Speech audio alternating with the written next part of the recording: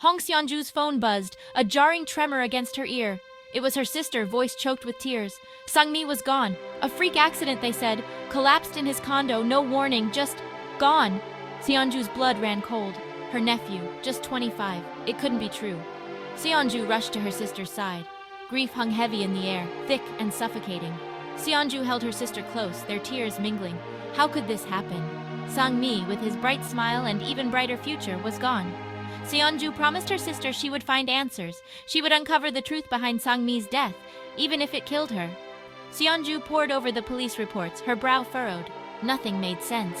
Sangmi was young, healthy. The official cause of death was heart failure. But something felt wrong. A gnawing unease settled in her gut. She needed someone who could see beyond the ordinary, someone who understood the darkness that whispered beneath the surface. Desperate, Xianju sought out Choi Yol, a former detective with a reputation for dabbling in the supernatural. Yol, with his haunted eyes and weary demeanor, listened intently as Xianju poured out her suspicions.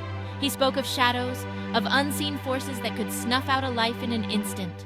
Xianju, despite her skepticism, felt a shiver crawl down her spine. Choi Yol examined the police reports, his face grim. The official story doesn't add up. He muttered, tapping a finger against the flimsy paper. There's something else at play here.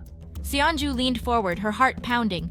Hong Xianju, what do you mean? She asked, her voice barely a whisper. Supernatural heart attacks. He called them, his voice low and grave. He believed a malevolent entity was feeding off the life force of the living, leaving behind empty shells. Hong Xianju, what can we do? Xianju asked, her voice trembling. We need to find proof.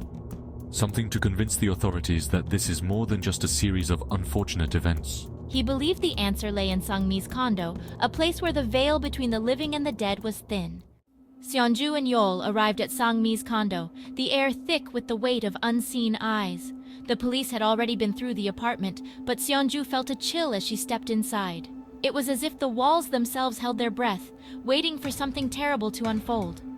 Yol, armed with an EMF reader and a bag of strange instruments, moved through the apartment with purpose, his senses on high alert. In the living room, amidst a pile of Sangmi's belongings, Seonju stumbled upon a dusty box of VHS tapes. Curiosity piqued, she picked one up. It was unmarked, its black plastic casing cold to the touch. She showed it to Yol, a silent question passing between them. He nodded, his eyes gleaming with a mixture of apprehension and excitement. Let's see what secrets it holds. He murmured, his voice barely audible above the hum of the refrigerator. They hooked up an old VCR found tucked away in Sangmi's closet. The television flickered to life, the screen filled with static. Then an image began to form. It was Sangmi, his face pale and drawn.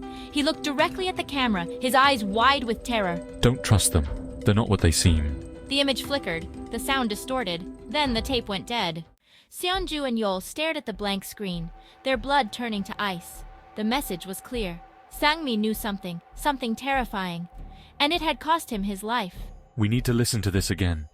There's something here, something we're missing. Yol rewound the tape, his jaw set in determination.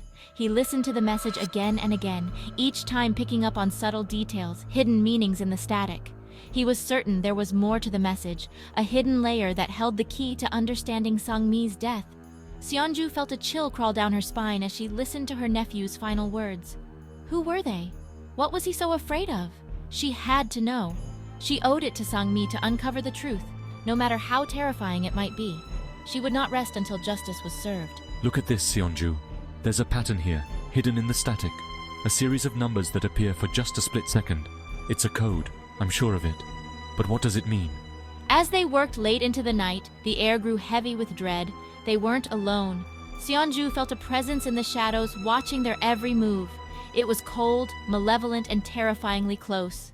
The clock ticked past midnight, its steady rhythm a counterpoint to the growing sense of unease. The phone rang, shattering the silence.